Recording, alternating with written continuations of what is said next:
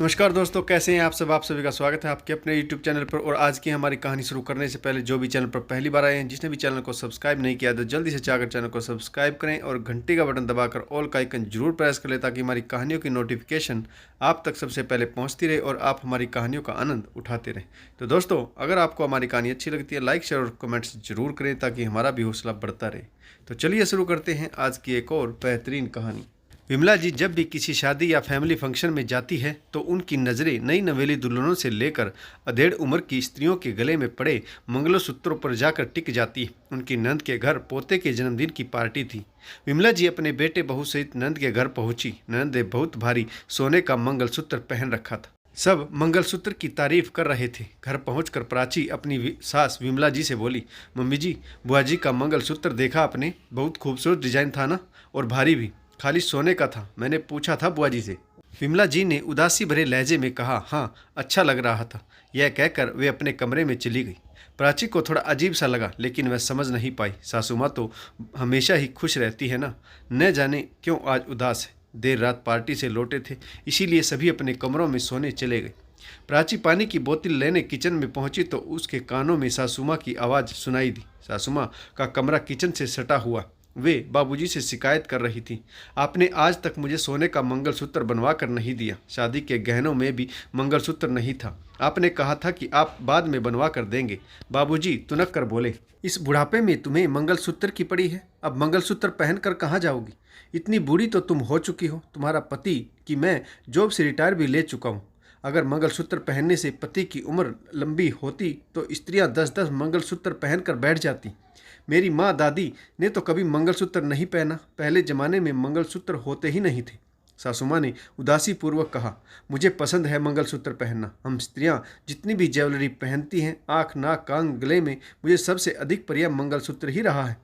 शादी से पहले भी मैं हमेशा यही सोचती थी कि अपने पति से एक सुंदर सा मंगलसूत्र जरूर बनवाऊंगी, और आपने आज तक मुझे बनवा कर नहीं दिया। फर्ज निभाते निभाते उम्र गुजर गई। घर की बड़ी बहू बनकर आई थी, इसीलिए अपनी सारी इच्छाओं को ताक पर रख दिया। देवर ननद, उसकी पढ़ाई, फिर शादी और फिर तेज त्योहार। सास ससुर के प्रति फर्ज निभाते निभाते आधी जिंदगी तो वैसे ही गुजर गई। उसके बाद अपने बच्चों के शौक पूरे करने लगे। अब आप रिटायरमेंट ले चुके हैं। इस हालत में आपसे सोने के भारी मंगलसूत्र की डिमांड भी नहीं कर सकती।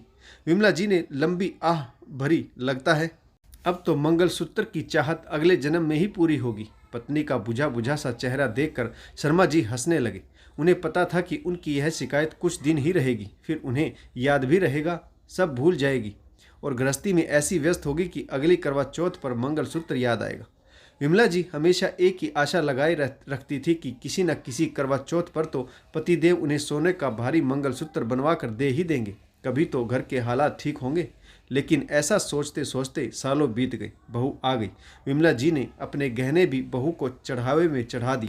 मिडिल क्लास फैमिली में हम औरतों की यही विडंबना है कि हम अपनी छोटी छोटी ज़रूरतों की गठरी बांध कर दिल के किसी कोने में छुपा कर रखती हैं, और वह गठरी कभी खुलती ही नहीं।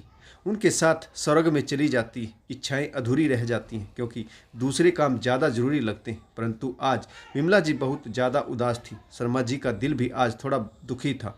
उम्र बीत गई। छोटी मोटी अंगूठी तो पत्नी के लिए बनवाते रहे, लेकिन भारी 5 तोले का मंगलसूत्र नहीं बनवा सके।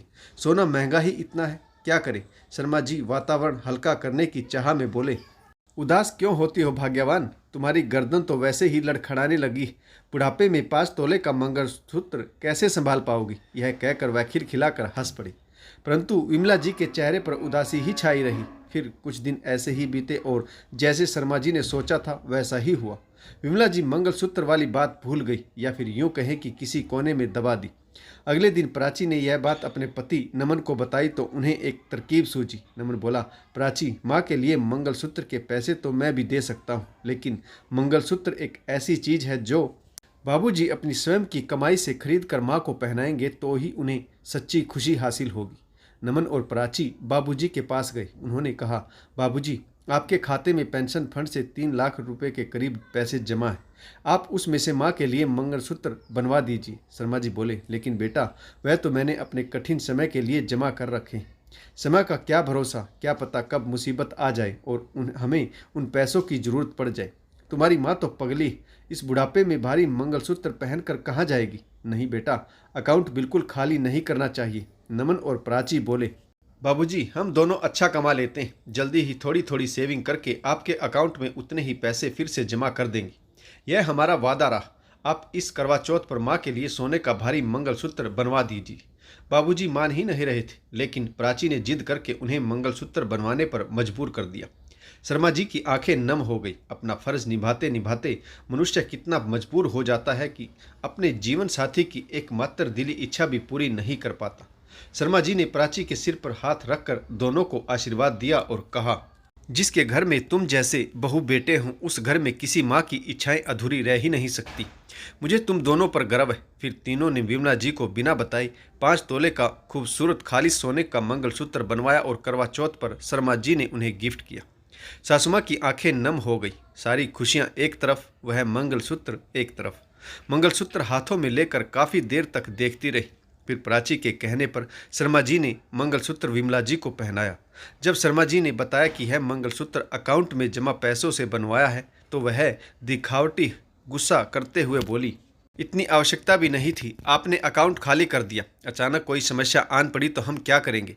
अरे इतनी मुश्किल से थोड़ा थोड़ा पैसा जमा किया था और आपने सारा इस मंगलसूत्र पर लगा दिया।